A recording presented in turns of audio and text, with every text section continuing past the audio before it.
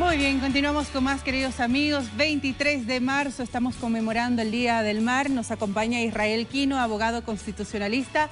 Hablamos de todo siempre, ¿no es cierto? Y hoy vamos a hablar de esta fecha que para nosotros sí es importante. Iniciemos quizás hablando y recordando lo que sucedió en La Haya, ¿no es cierto? ¿Por qué Bolivia decide ir a La Haya? ¿Por qué fue tan importante? Carolina, buen día. Buen día, bienvenido. A la audiencia de ATV. Es un hecho histórico que seguramente tiene aún páginas por reescribirse en nuestra historia.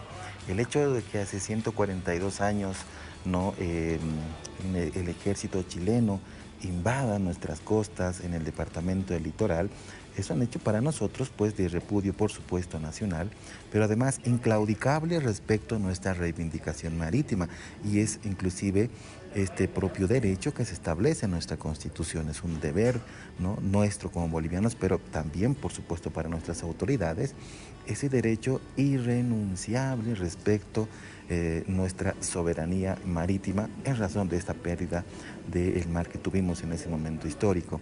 El año 2018, Carolina, por 12 votos contra 3, pronuncia un tribunal internacional respecto a una demanda marítima que no se ha cerrado del todo. No es un hecho en el que Bolivia se queda sin mar y no volvemos a hablar de este tema nunca más los bolivianos.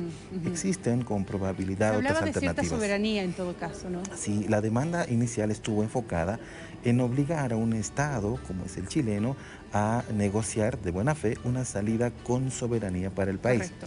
Ha sido la primera vez en la historia republicana de nuestro país que hemos sentado al frente al país chileno en un estrado judicial de carácter internacional. Nunca antes se lo ha hecho, pero el 2018, a partir de ese fallo, ¿no?, entre las interpretaciones favorables o no, se ha tenido un avance importante en cuanto al derecho internacional, pero irrenunciable para nosotros. Ahora de aquí en adelante seguramente habrá que analizar qué otras alternativas al respecto existen. Por lo menos nos ha ayudado además que este caso se conozca de manera internacional, ¿no es cierto?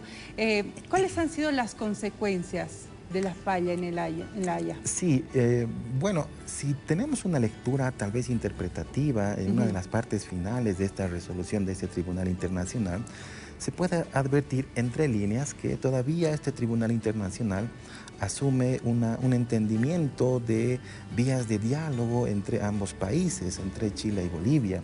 Y esto, por supuesto, nos genera una interpretación favorable a nosotros, pese a que es muy pequeña, pero no deja de ser importante. Claro. La demanda en sí, Carolina, no estaba proyectada a recuperar territorio no chileno, ¿no? O más bien de nuestras costas, ¿no?, originariamente nuestras, sino a obligar a negociar. Ahora bien, queda también un camino que es probable que hoy justamente es parte del estudio de los investigadores, internacionalistas, historiadores al respecto, que puede ser acudir en una vía interpretativa de una modificatoria de un protocolo de 1907 respecto a acudir a un tribunal, al propio tribunal permanente de arbitraje de La Haya, ¿no? Pero ya no por exigiendo una negociación de buena fe, sino un incumplimiento al tratado de 1904. Entonces todavía existe un elemento argumentativo, jurídico del derecho internacional para Bolivia de acudir a una instancia internacional. Seguramente habrá que congregar nuevamente especialistas. ¿Cuáles serían esas instancias internacionales? ¿Qué posibles escenarios podríamos tener a partir de La Haya? Un primer momento va a ser nuevamente congregar a los especialistas en esta área para que se pueda coincidir en una nueva estrategia al respecto, una estrategia todavía de mediano o largo plazo, porque estamos todavía traduciendo el efecto del fallo de 2018, pero acudir a una Corte Permanente de Arbitraje también, ¿no?, que es parte del Tribunal de La Haya, no es una opción para descartar, ¿no? Es probable que ante este tribunal, por incumplimiento al Tratado de 1904, exista un camino jurídico que se pueda encauzar. Sin embargo, la realidad en el derecho internacional estrictamente jurídico tiene por una parte el fallo de La Haya, pero también la percepción mundial respecto a que Bolivia fue invadida, ¿no?, respecto a que Bolivia nació con mar, también lo conocen en el mundo, ¿no? Y eso ha sido también parte de la estrategia comunicacional, además de la jurídica, que hoy el mundo todavía advierte como un hecho injusto. ¿Hemos tenido algunas fallas quizás en las estrategias con las que hemos ido a La Haya? Sí, es probable que en este momento todos podamos interpretar lo malo que se hizo, ¿no? Yo coincido en que fue un elemento importante en el país. Pero también han pasado cosas positivas. Sí, sí, seguro que sí. Creo que solo dos cosas en la historia republicana en Bolivia nos han unido a todos los bolivianos. Correcto. Una, el haber clasificado un mundial de fútbol y segundo, la demanda marítima, ¿no? Entonces habrá que de pronto valorar este primer elemento, pero además si observamos de pronto luego del fallo lo que ocurrió es que en un litigio, Carolina, todos van a pugnar una posición, existen pretensiones contrapuestas de las partes, ¿no?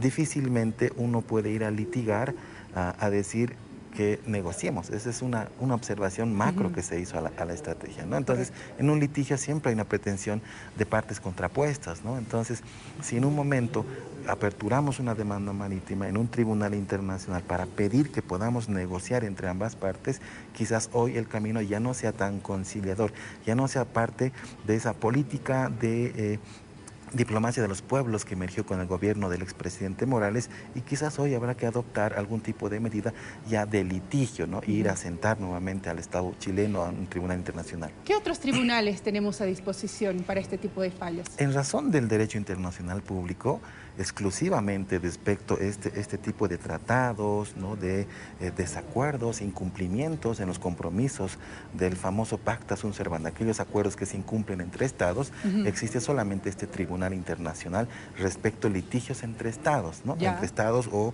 inclusive un tercer actor que puede ser hasta privado. Sin embargo, en razón de los litigios internacionales existe este tribunal que también tiene esta corte permanente de arbitraje, ¿no? Es una instancia también que conoce este tipo de litigios internacionales. Bueno, ¿y se tendría que empezar un trabajo desde cero?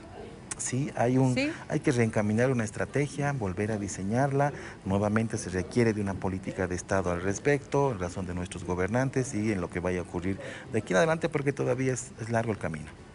Ahora, claro, el fallo de La Haya en su momento nos generó cierta desesperanza como población. Tú lo decías, de alguna forma, ¿no es cierto?, todos estábamos muy expectantes. ¿Esto podría cambiar, se podría revertir en algún punto? ¿Tendremos alguna lucecita en el fondo del túnel? En razón de la primera demanda, de ese primer fallo, ¿no? Es por supuesto inapelable. En razón de pedir, ¿no?, a un otro Estado, como un fallo de un tribunal internacional, que se siente a dialogar con otro Estado, ¿no? En razón de ese camino, es inapelable, en ese momento no existe pues otra posibilidad. Si vamos a otro camino, a otra estrategia de litigio, ya de pugna de pretensiones respecto al incumplimiento de un contrato, por decirlo en palabras sencillas, puede ser otro el escenario. Pero lo que no hay que hacer es generar exitismo al respecto, ¿no? Es un hecho irrenunciable desde que hemos nacido con mar hasta que tenemos hoy en día una nueva arquitectura constitucional que nos dice, y la Constitución le dedica todo un capítulo al tema del mar, reivindicación marítima, ¿no? Entonces, seguramente a partir de aquí en adelante, las demás generaciones, estudiosos al respecto, podrán diseñar otra estrategia que no está cerrada. Bueno, Israel, como siempre, es un placer conversar contigo. Hablamos de diversos temas. Sí, así es, Carolina. Y hoy nos tocó hablar del 23 de marzo. Gracias. Agradecido por la invitación. Siempre, un placer. Muy bien, nos acompañó Israel Quino, abogado constitucionalista, para hablar de este 23 de marzo. Atención, porque usted que está en casa y todavía no sabe, está indeciso, comprar un departamento, no, yo estoy seguro que con el siguiente consejo se va a convencer.